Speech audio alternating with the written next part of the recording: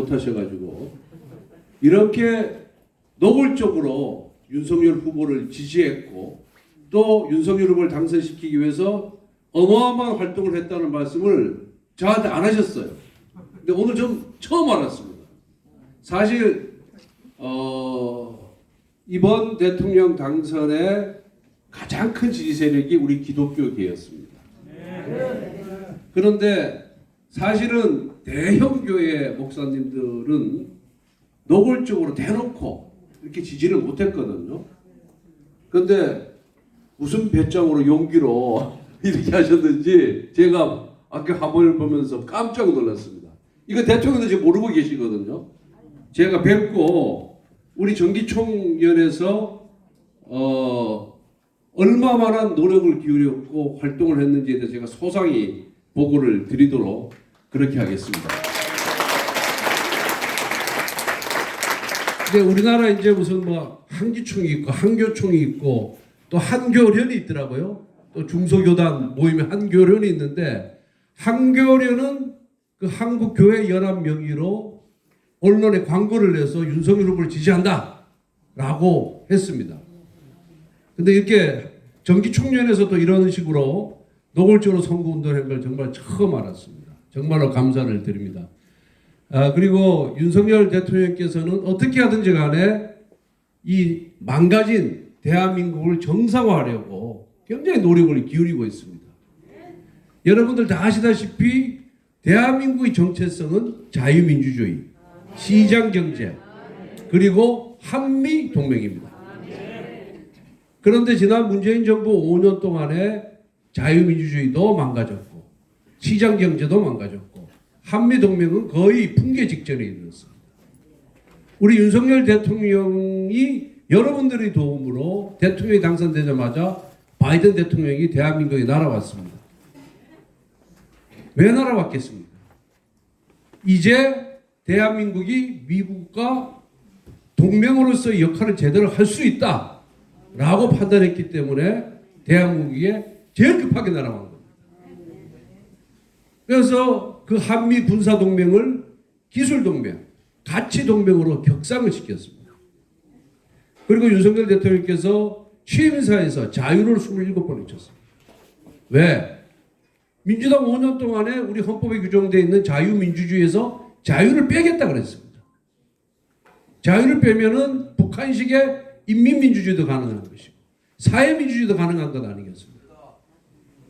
그리고 소득주도 국민 경제성장이니 탈원전이 하면서 시장에 과도하게 개입을 했습니다.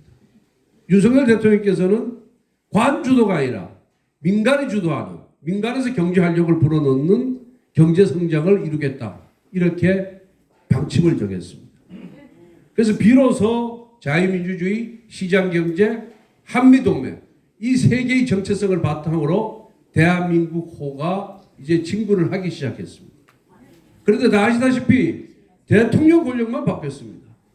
공기업 공공기관에 민주당 정부에서 알박기한 인사들이 하나도 나가지 않기 때문에 대통령의 철학이 국정과제가 행정부 내 공공기관이나 공기업에 지금 전파 확산이 되고 있지 않습니다. 거기다 국회는 보십시오. 아직까지 예산을 통과 못 시키고 있고 그 다음에 그 편파 불공정한 공영방송을 영구히 장악하겠다고 방송법 개정안도 난치기로 통과를 시켰습니다. 그런데 대한민국은 민주주의 국가입니다. 어쨌든 국회 다수당을 만들어준 것도 국민의 뜻이고 윤석열 대통령을 탄생시킨 것도 국민의 뜻입니다. 그러면 윤석열 정부가 정말 자신들의 국정 철학, 국정 과제를 이행하기 위해서는 이제 내후년 총선에서 다수당이 되는 길밖에 없습니다. 감사합니다. 저는 그래서 이 시대의 과제는 결국 국가 정상화를 통한 선도국가 건설이라 이렇게 세계 선도국가 건설이라고 생각합니다. 그 수단이 뭐냐? 가장 시급한 수단이 입법부 권력을 되찾는 겁니다. 그래서 내후년 총선에서 승리하는 것만이 우리 당이 승리하는 것만이 결국은 진정한 의미의 정권 교체의 완성이다 이렇게 보고 있습니다. 이러기 위해서는 당정이 하나가 돼야 되고 일치가 돼야 됩니다. 지금 집권 초기입니다. 7개월밖에 안 지났습니다. 대통령에게 힘을 확실하게 실어주어야 대통령의 국정 철학이 실현된다고 생각합니다. 그렇지 않습니까?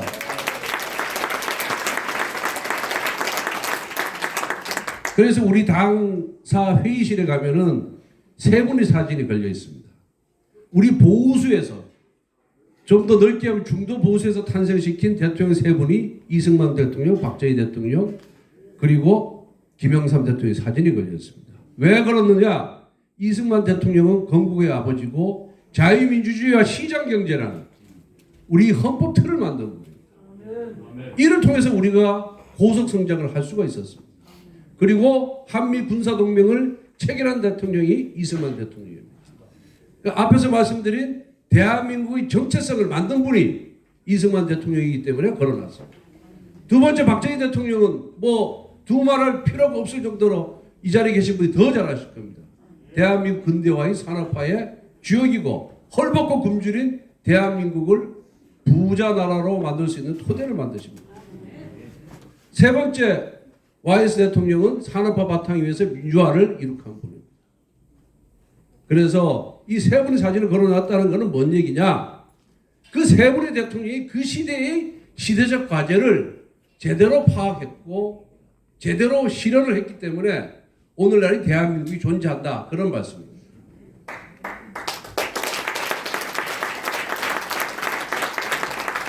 그래서 윤석열 대통령께서는 이러한 시대적 과제를 결국은 선도국가 건설로 지금 보고 계시는 겁니다.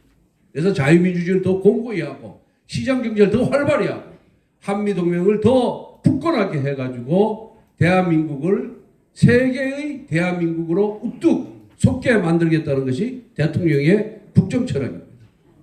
여러분들께서 이러한 대통령을 만들었기 때문에 또 대통령을 성공시킬 책무를 함께 지니고 있는 겁니다. 우리 여러분들이 기도하고 강구해서 하나님이 선택하신 윤석열 대통령이 성공해야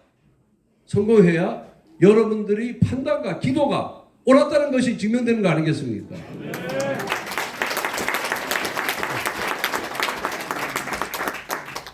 그래서 여러분들과 함께 여러분들과 더불어 윤석열 정부가 성공할 수 있도록 저희들도 더 배전의 노력을 하겠습니다. 더욱더 기도 많이 해주시고 또 혹시 윤석열 정부가 잘못 가는 길이 있으면은 따끔하게 충고해 주시고 비판도 하면서 윤석열 정부의 성공을 위해서 다시 한번 여러분들에게 염치 없지만은 큰 부탁을 드리겠습니다. 감사합니다.